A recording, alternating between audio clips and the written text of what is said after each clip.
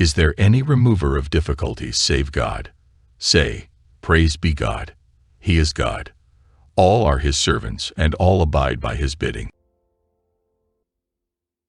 In this program, we commemorate the date in 1850 that the Bab, one of two main figures in the founding of the new faith, was executed by a firing squad in Iran. The Bab attracted tens of thousands of followers, and the unease and commotion created by his message led the authorities to put him to death on a charge of heresy. He and a disciple who begged to share his martyrdom were executed by a firing squad of 750 soldiers in a public square in Tabriz. The remains of the Bab are now entombed in Haifa, Israel, in a beautiful shrine on Mount Carmel.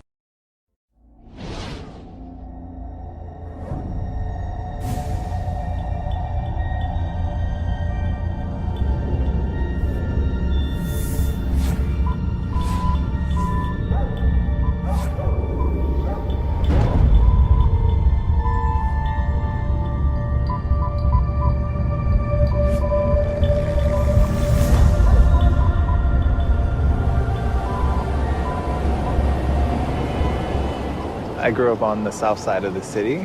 I was raised with a black mom and a white dad, and I grew up mostly with my mom, and so we lived in mostly all black neighborhoods. I went to all black schools.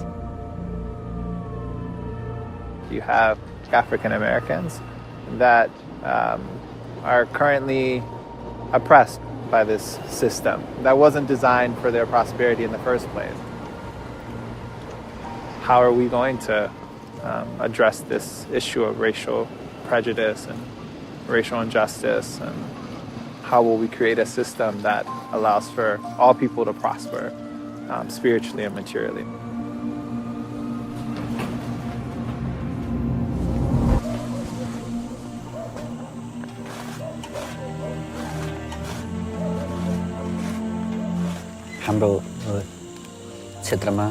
In our region, people in higher castes who work in government offices, in schools, and in public places are always in positions of authority.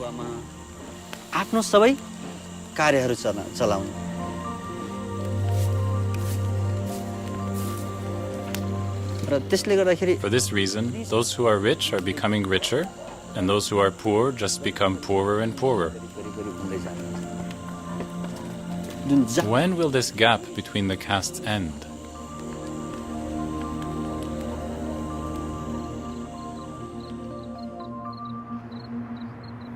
My family in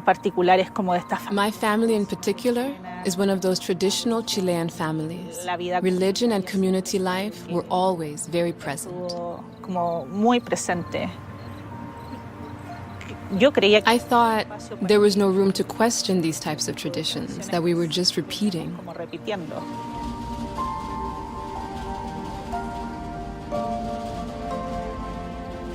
I was really longing to find someone to tell me it's okay for you to think differently, to have a different understanding of the world.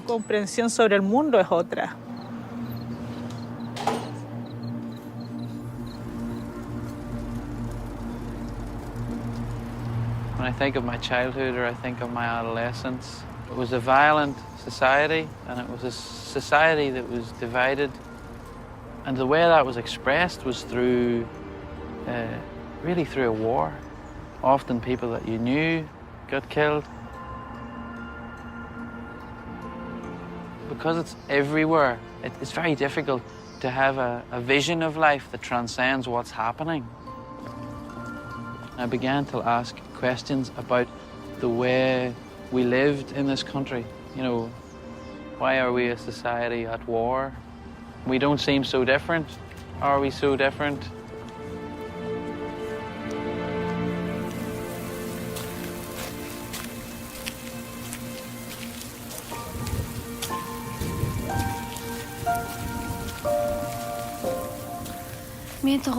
The society I was born into, and within which I grew up, has its own very beautiful traditions, and I like these traditions very much.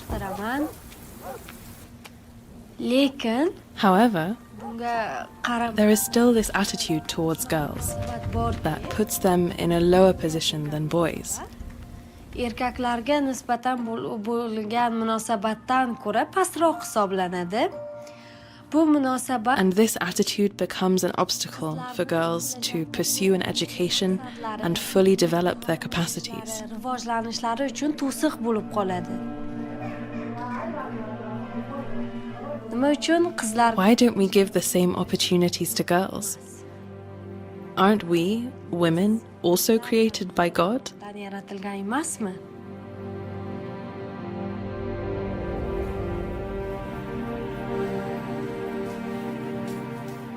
When my parents got divorced, I was about 8 or 9 years old. At that age, you don't really understand the long-term kind of implications. This union that's been the source of life, really, that breaks. It really makes me wonder, like how those emotions of fear, of anger, and resentment and helplessness, how they give way to joy, to hope, to the ability to rebuild unity in one's family.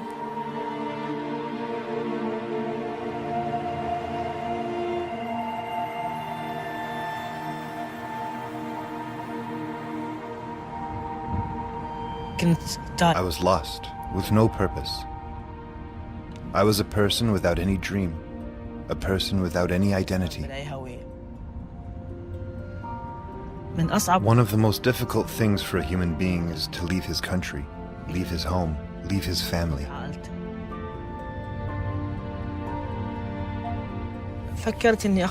I decided to leave Iraq for a number of reasons, spiritual and material.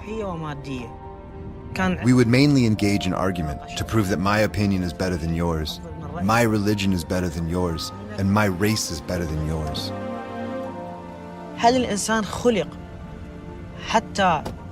Was the human being created to develop his soul, or to cause destruction and to create conflicts, which have no solution and no common goal?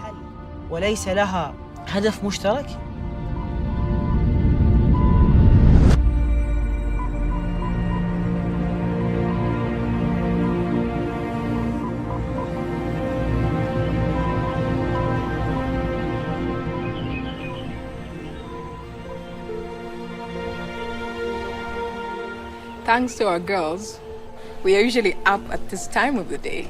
The girls are knocking on our door and demand to get in.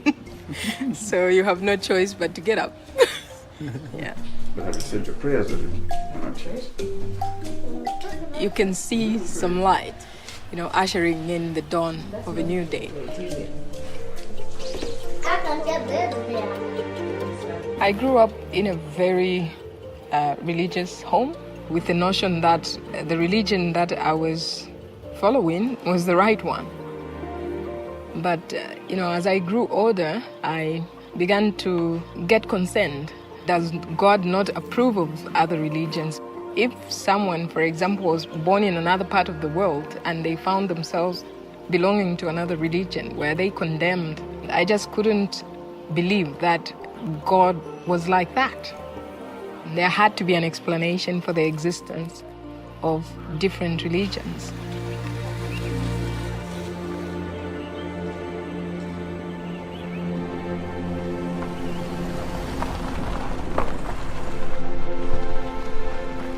As physicians, we use the clinical method to clearly define what ailment the patient has and prescribe the specific remedy for that illness.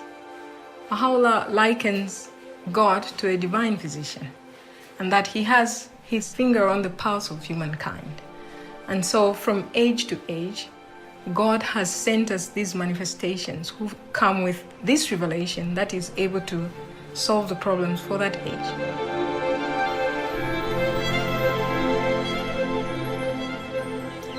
So I love coming here at dawn. This is a peaceful, beautiful place. This is the shrine of the Bab, who was born 200 years ago. now that this place is full of joy and light, but at the time he was born, the world was really filled with the darkness of oppression for many people. Shiraz, Persia. The young Bab is an extraordinary boy. His astonished teacher sends him home, saying there is nothing he can teach this gifted pupil. While other children play, the Bab prefers to pray and meditate alone. As he grows up to become a young merchant, he is admired for his piety, his gentleness, and his sense of justice.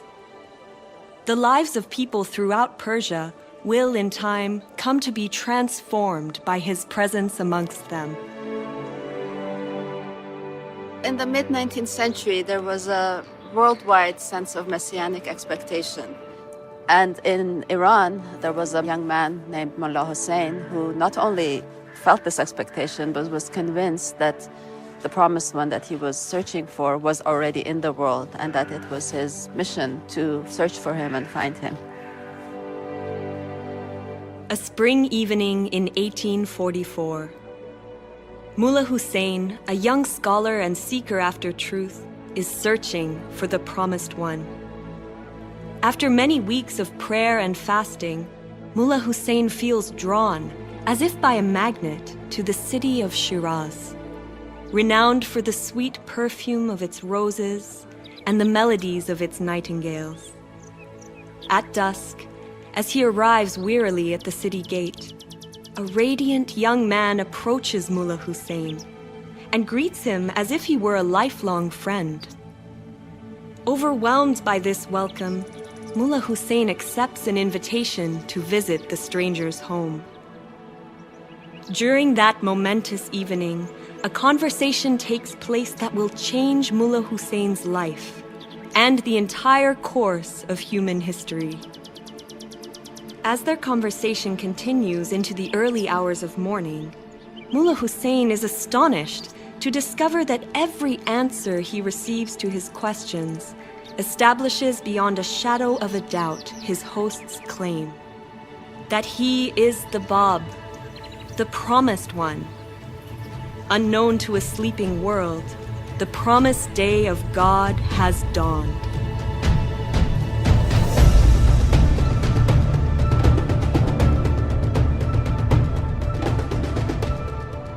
I find it so interesting that immediately following the declaration of the Bab in Shiraz, Persia at the time, halfway across the world, Samuel Morse was sending his very first Morse code from Washington, D.C. to Baltimore. May 1844. For the first time in human history, a message is sent instantly from one city to another. The message, "What hath God wrought?" And in a way, it's as if humankind had been given two means of communication at the same time. The declaration of the Bab opened the way for humanity to be unified in a spiritual sense. But the advancement in telecommunications since that very first Morse code has led to unprecedented development in science and technology that have unified mankind.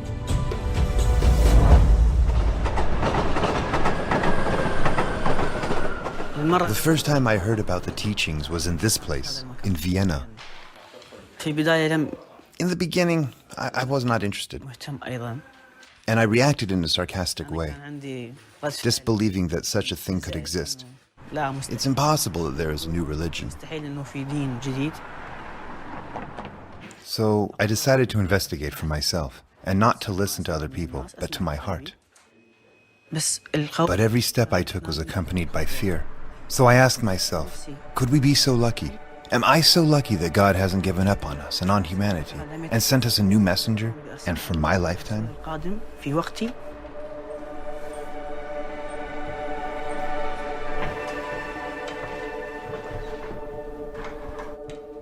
In the days and weeks after the Bab declared his mission to Mullah Hussein, several other individuals came to recognize the Bab independently, and the Bab sent them to different provinces to spread his teachings. Thousands responded, but this alarmed the authorities. Some refused to acknowledge any validity to what the Bab's teachings spoke of. But there were also some that were very attracted to these teachings.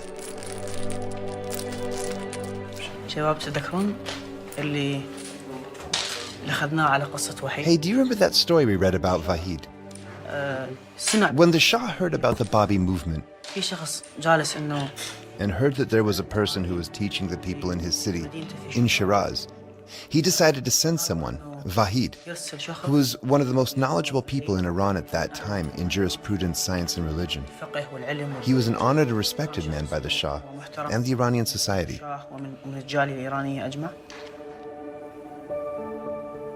Tasked by the Shah with investigating the Bab's claims, the proud and accomplished Vahid finds himself utterly powerless in the face of the Bab's wisdom. After their third interview together, Vahid decides to turn his back on his worldly status and dedicate his entire life to the service of the Bab. Along with so many thousands of others, Vahid's acceptance of the Bab and his devotion to him will lead him to offer up his very life for the cause he has embraced. In the time of the Bab, the clergy tried to dominate the people through traditions and dogmas that were repeated over and over without understanding why. Everything evolves, and this evolution also applies to religion. So recognizing these recent manifestations is something that liberates the soul and draws us closer to the Creator.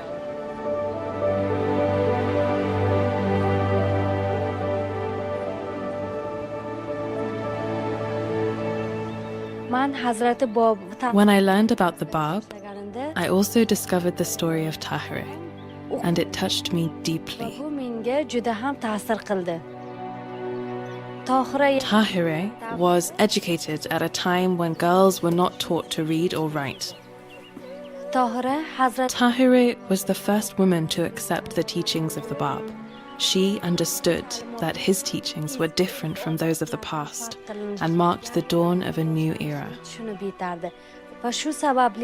And for this reason, one day she entered a gathering of men with her face uncovered, without a veil. This act was the cause of total shock for the men in that gathering. But by doing this, Tahireh demonstrated that it was now time to be rid of the prejudices and superstitions of the past and move into a new day. Look up, look up, look up.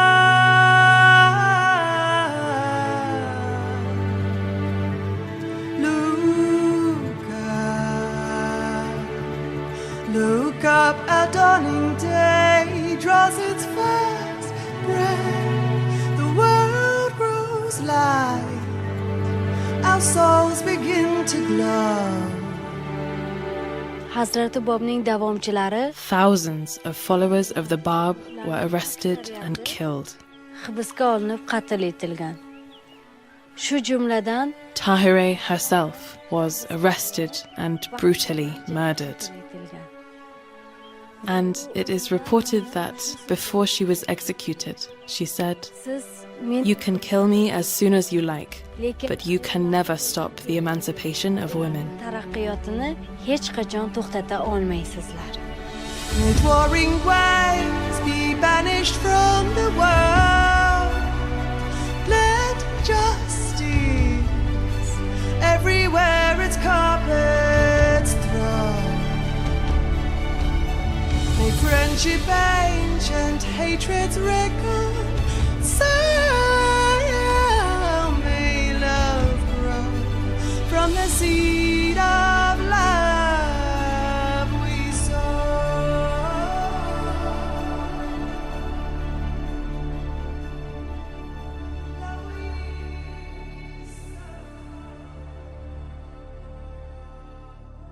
The popularity of the Bab grew to such an extent that the authorities finally saw that there was no other way to stop the spread of his faith but to execute him. So in 1850, the order for his execution was issued.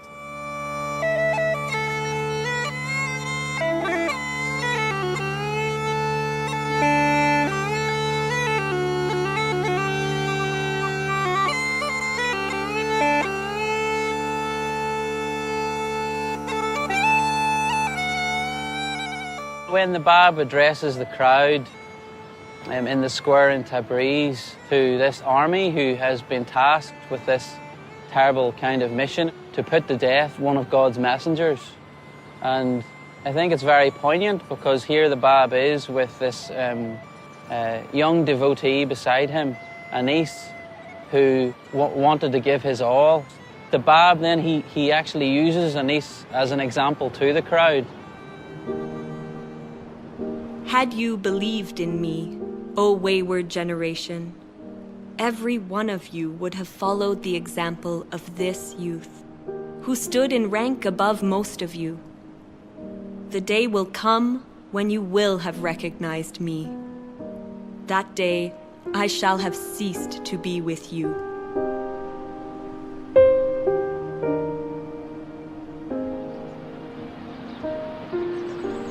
One of the things that the heart is drawn to in relation to the martyrdom of the Bab, I think, is this idea of sacrifice.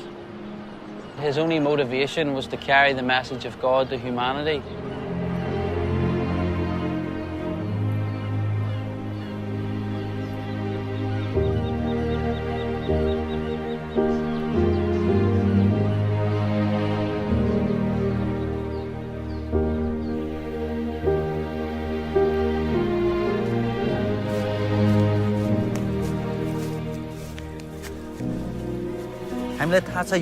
This plant started as a tiny seed. Then the seed germinated to become a new plant.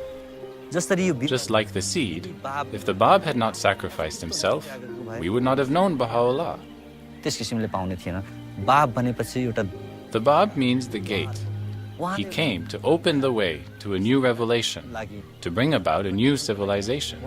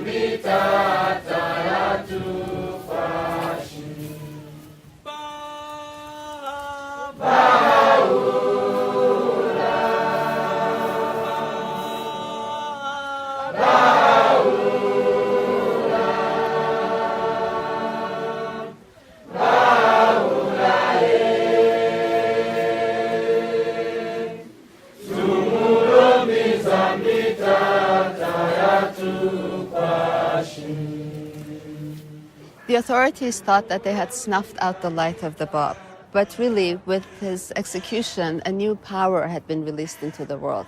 He had made a decisive break with the past and prepared the way for the coming of him whom God shall make manifest, Baha'u'llah.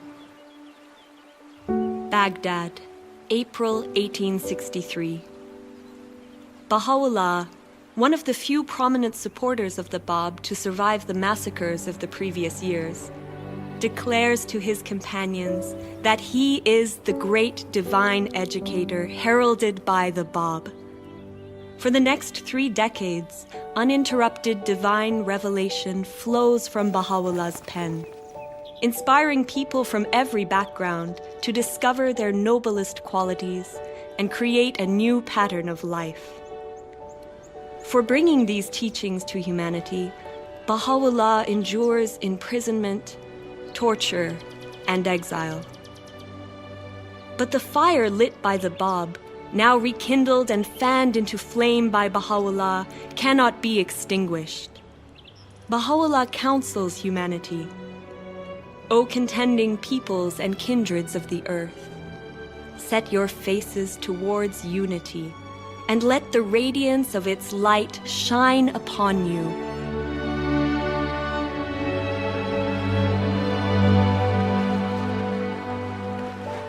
Unique from any other religious dispensation in history, this one saw the coming of two manifestations of God in incredibly close succession. And in a way, it was the Bab's purpose to help prepare mankind for the splendor, the light of Baha'u'llah's revelation.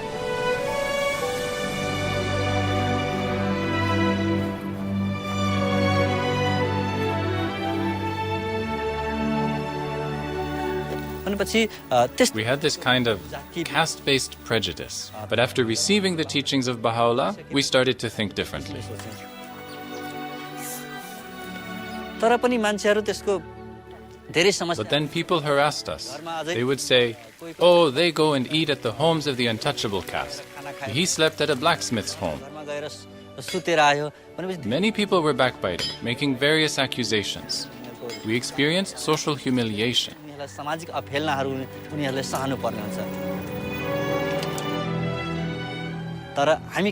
But we believe that if we do not tolerate these abasements, we cannot progress.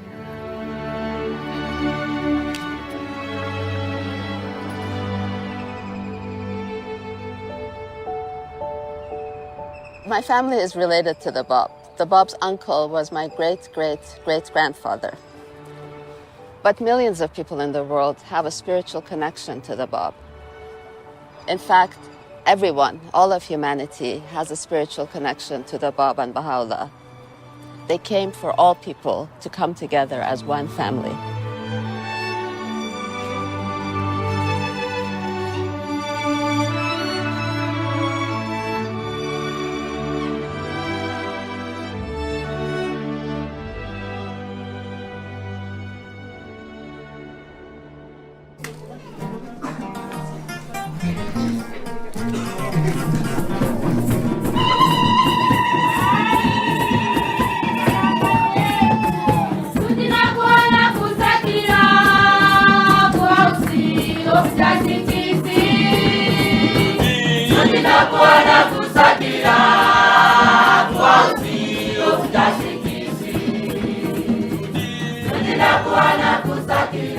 All the problems that we are facing collectively as humanity is like a sickness. And the revelation of Baha'u'llah is that remedy. It is going to impart life. And so we have to take it upon ourselves and put it into action.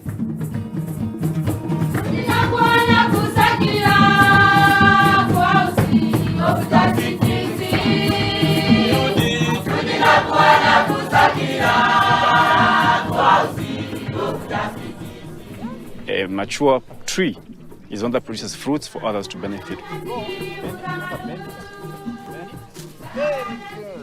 One of the signs of maturity is service to others. So in the same way, humanity also has become of age and has reached its level of maturity right now. So it is in that context that also what we do here is try to be of service to mankind. And this group that I work with is learning how they can advance knowledge in terms of food production so that this community around us can benefit from that knowledge.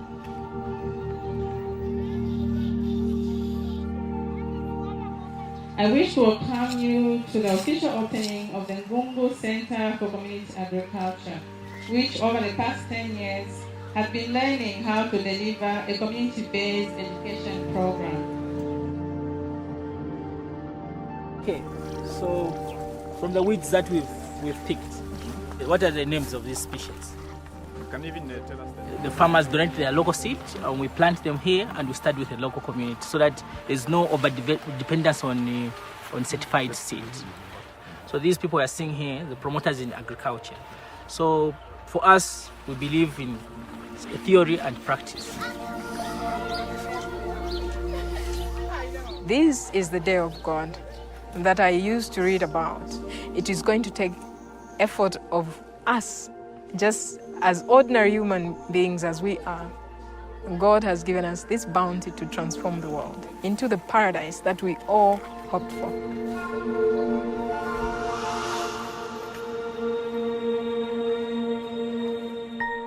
For a long time, we were afraid to come here because we didn't know the neighbors and no one was participating in the activities.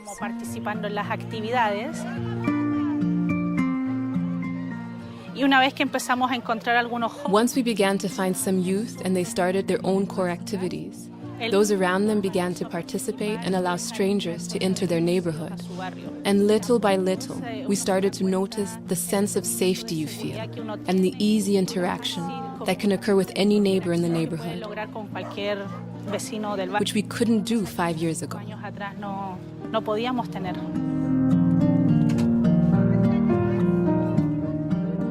The neighbors themselves arise to serve, bring their children to the activities, and are concerned about the children of the entire community, not just their own.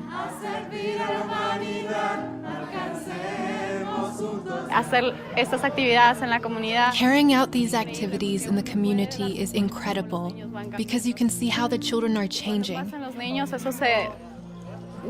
And when it happens in the children, it spreads to the whole neighborhood and it expands. And that's what we want to do, right? Bring Baha'u'llah's message of unity to the whole world, of individual and spiritual transformation, and bring service to our lives. I don't think I could see my life without service. I think it would be incomplete.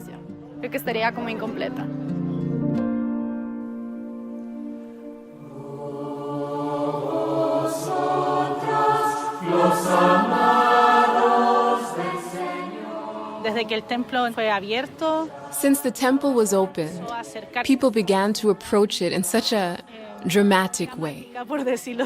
The opportunities to bring souls closer to Baha'u'llah's revelation are infinite.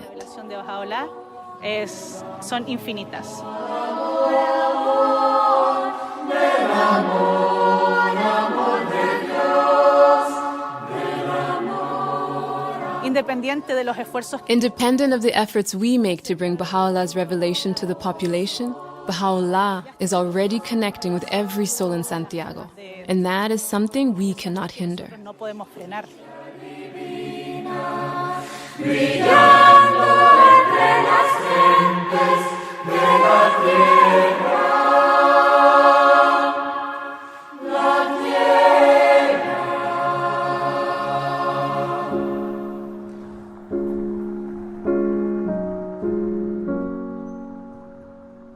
The concept of worship is something that is united in the writings of Baha'u'llah and the Bab with service. The Bab says the days when idol worship were deemed sufficient have ended, and that the time has come when not but the purest motive supported by deeds of stainless purity would be acceptable unto him. The vision of this house of worship is one in which people come in to say prayers from every background, from every walk of life, but also they flow out of this temple to go and to do deeds that are of service to humankind.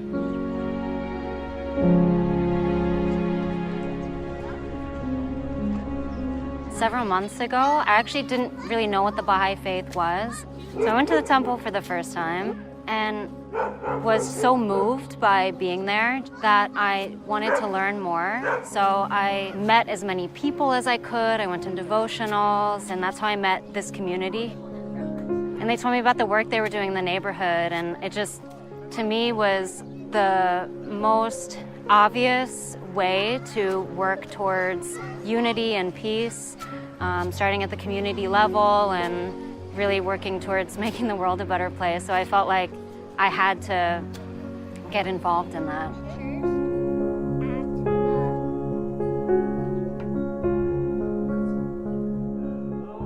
I was on a search trying to understand religion, and I went up to the house of worship and sat in and listened to the program that was presented. Basically, it speaks to me about this vision of who we are as individuals and as a collective. We're one human family, not separate races. It has to be a spiritual solution to this issue. And many people, when they come to this temple and they feel the spirit when they walk in through the door, they want to know how can they, replicate that in their own neighborhood, in their own community. Baha'is and their friends have been trying to learn about this for some time, where they bring together anyone in their neighborhood, anyone on their block, into their homes to say prayers, to converse about the needs of their community, and then to go and try to build capacity so that they can be of service to those needs in the community. So this message that Baha'u'llah brings is the educational tool to bring us out of this darkness.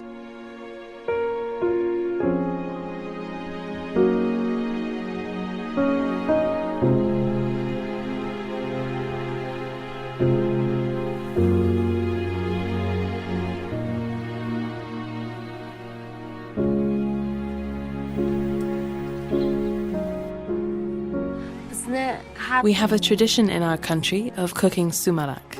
We always cook it around the first day of spring.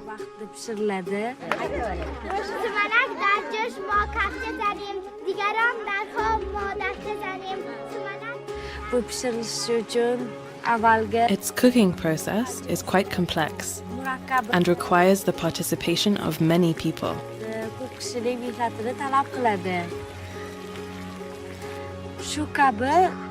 We need to work for the education and betterment of society in the same way.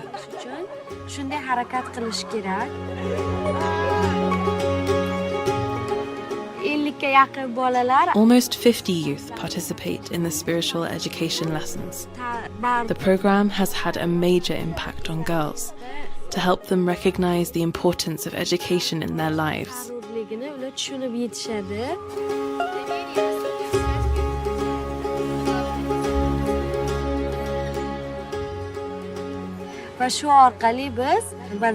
So, just as we shared sweet sumalak with others, we share the teachings and the program with others.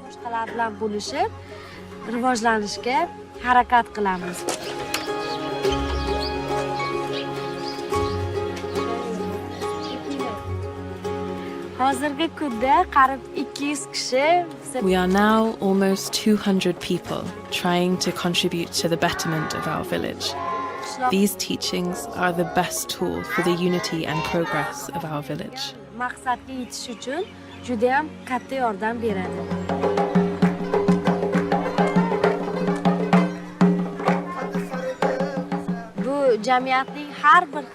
Both women and men share the same responsibility for the progress of society. And the results we are achieving belong to all of us. Not only to our village, but to the whole world and all nations.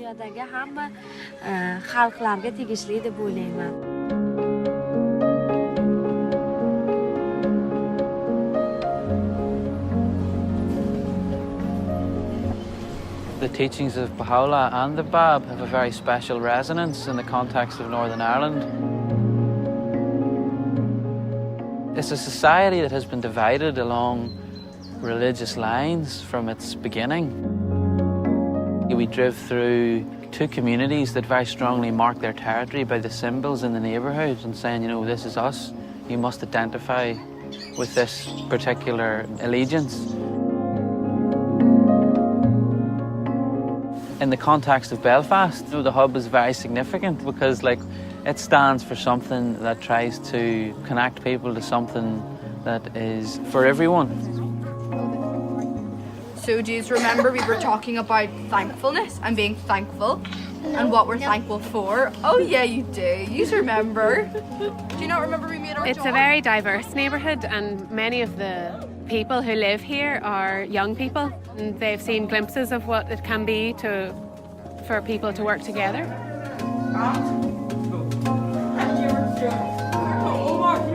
We've been trying to make it beautiful, so it'll also be a place that people can come and feel the spirit of what the physical building represents, which is that so powerful as the light of unity, it can illuminate the whole earth.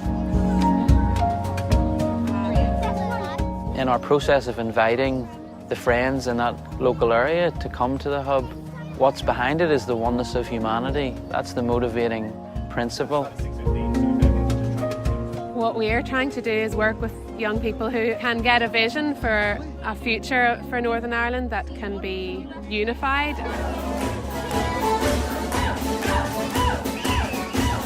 Everybody swing your partner. Everybody. The fundamental teaching of Baha'u'llah is the oneness of humanity. Your primary allegiance is to humanity, and that it must supersede, your allegiance to your nation or to your tribe. A big finish.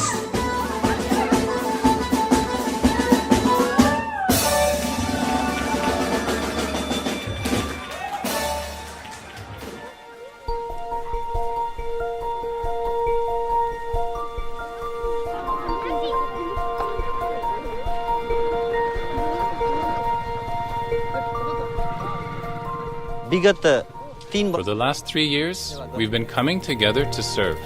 Everyone in the village, community leaders, social workers, business owners, the local community bank, and the parents of the children who attend Baha'i children's classes, they are all helping us with this service project.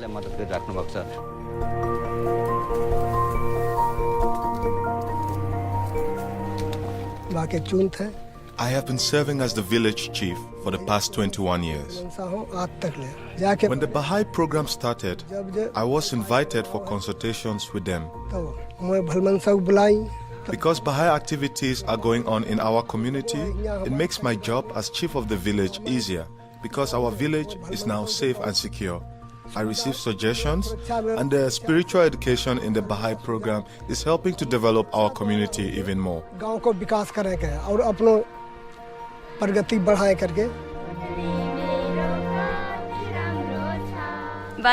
It is essential for children to come to children's classes and to receive spiritual education, how to be honest, how to walk on the path of truth, how to develop patience.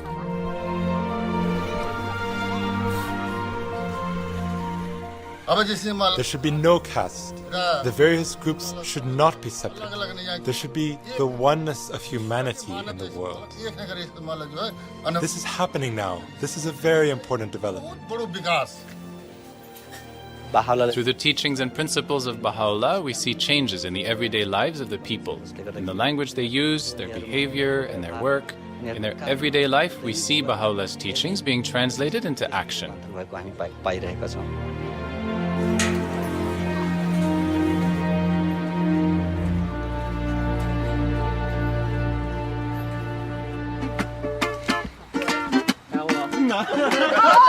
Smiles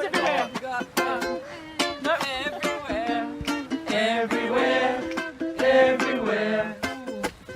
Okay, go on, ready? You got a flat tire, I got a spare.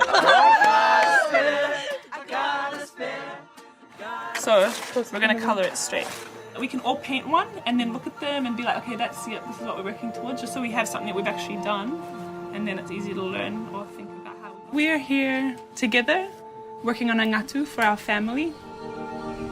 In Tonga, the practice of creating ngatu is very much a collective practice.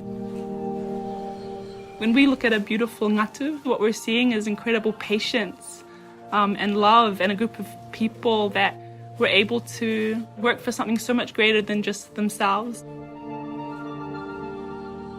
We're trying to create something that we do together. It's a unified family, Yesterday I was waking along, but I was having tears.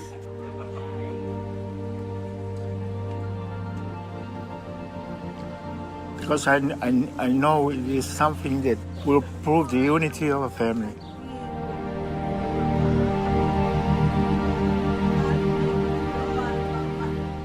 We really wanted to do it during the special year of the bicentenary of the birth of the Bab. There's a beautiful quote from the Bab that says that whoever possesseth power over anything must elevate it to its uttermost perfection, so that it not be deprived of its own paradise.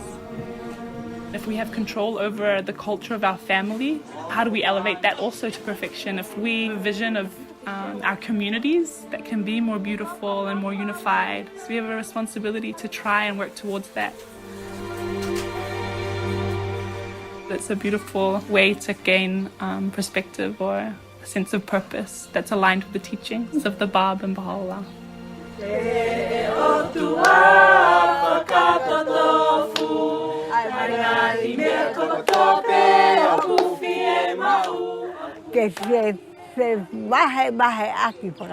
They're learning with one another, and there's understanding of how the work in the family benefits the whole community, and they are not separate things.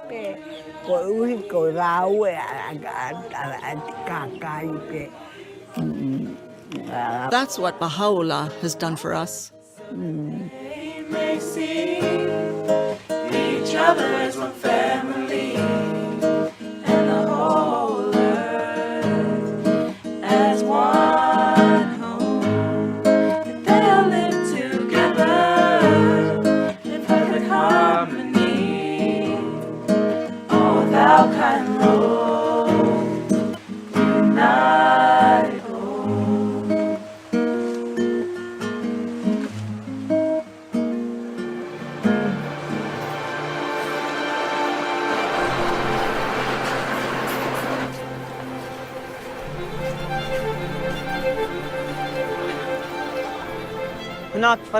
There is a team of close friends here in Vienna, all of us from different backgrounds. There are Persians, Austrians, Arabs, and it is a blessing for us to take the responsibility to contribute to the building of our communities.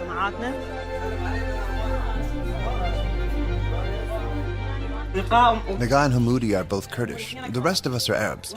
Maybe this gathering wouldn't happen in other places, right?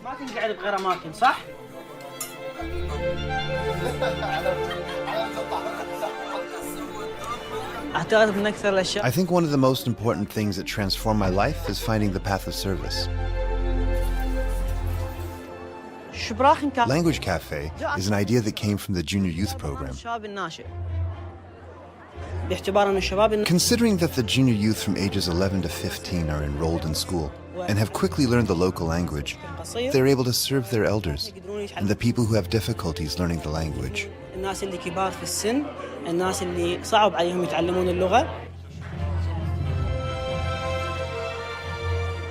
This age group has so many talents, and at the same time, they have a great sense of purpose and passion to build vibrant communities.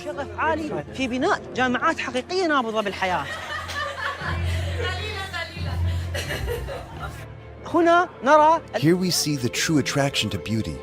When so many people from different religions and backgrounds come together as a united and mutually supportive community, we can see the movement of a whole population towards the teachings of Baha'u'llah.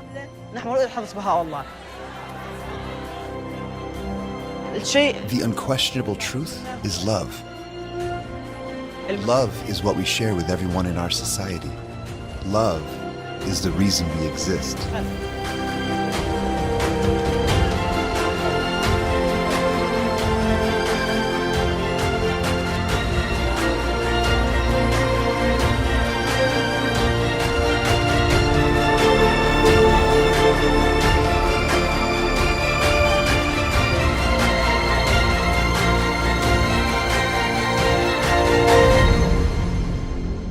Peoples of the earth, verily the resplendent light of God hath appeared in your midst, invested with this unerring book, that ye may be guided aright to the ways of peace, and by the leave of God step out of the darkness into the light, and onto this far extended path of truth.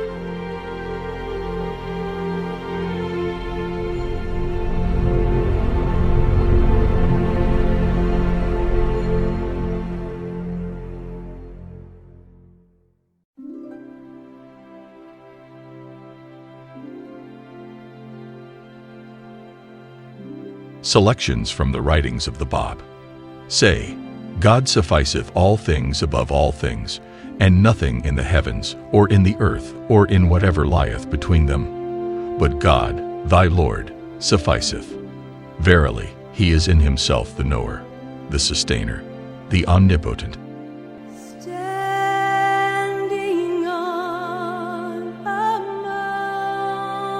mountain, looking across the bay,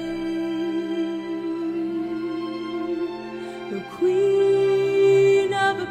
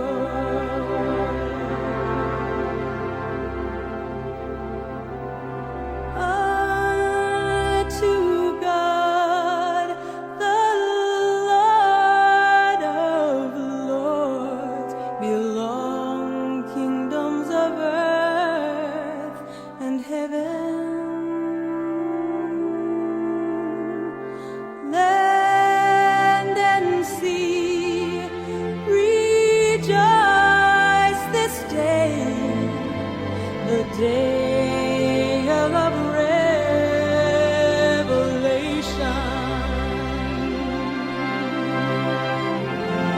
Cry,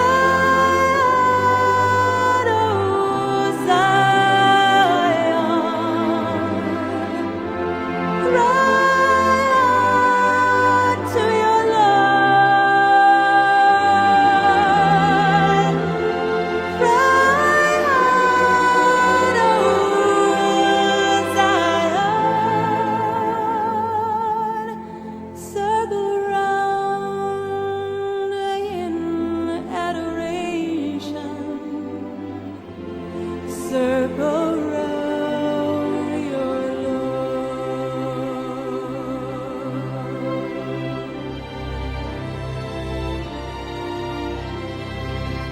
robed in white and crowned in gold, she stands for unity.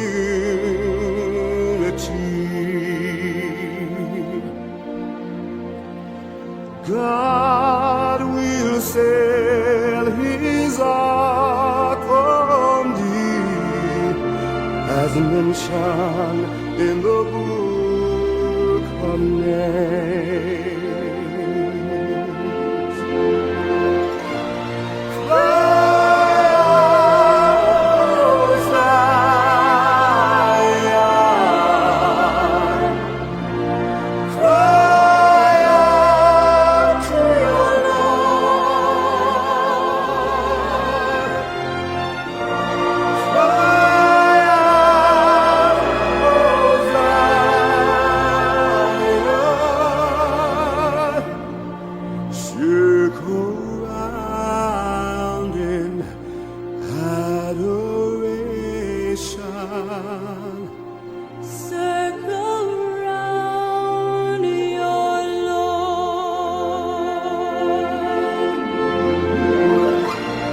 Cry out, O Zion.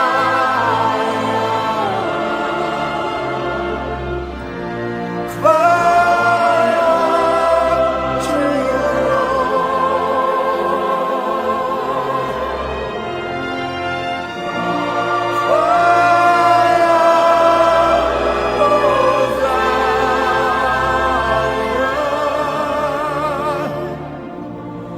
circle round in adoration. Circle round your Lord.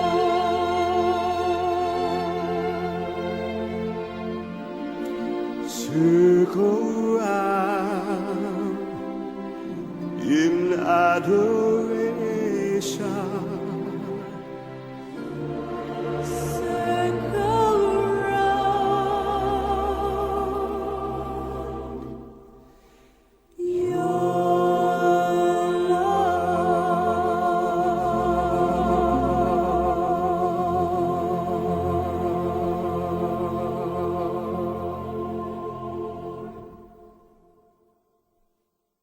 Thank you for tuning in. They pulled the bodies down from the post, laid them out on the stones, dragged their remains through crowded streets to dump at the edge of a moat. Armed soldiers were placed, guard at the site, to stop anyone coming near, that the indignity could be seen far and wide. The outcome was certain and clear. The outcome was certain and clear. But rivers of light were guiding their path, guiding their course, were there at their side. That most sacred trust was washed in the night by rivers of light, by rivers of light. Suleiman Khan, he came to Tabriz, one thing he had in mind: to rescue the Bab wherever he was, even if he had to die. He told the Mir had a friend who was born with a cast iron will. He stole the bodies for Suleiman Khan, who wrapped them in covers of silk, who wrapped them in covers of silk. Rivers of light wending their way, the long winding road down to the sea.